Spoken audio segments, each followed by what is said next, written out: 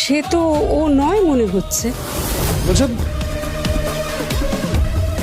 ছাদ থেকে পড়ে ডক্টর তিলোত্তমা মুখার্জির মৃত্যু হয়েছে? তমসা কি বলবে বুঝতে না পেরে বলে, আমি না অন্য মনস্ক ছিলাম, তাই বুঝতে পারিনি।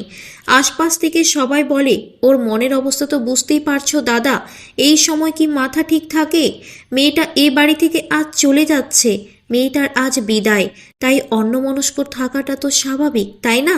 তিলোত্তমার বাবা বলে, সম্পর্ক বাঁচানোর থেকেও তুমি যে মানুষ বাঁচিয়েছ তার জন্য তোমার বাবা খুব গর্বিত। হয়তো সঠিক লগ্নে বিয়েটা হয়নি, কিন্তু তুমি আমার অহংকার।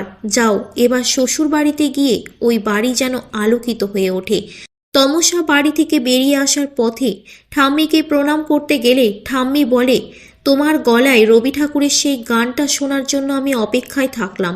দিরাগমনে যখন আসবে তখন শুনবো তোমার গলায় রবি ঠাকুরের সেই গানটা।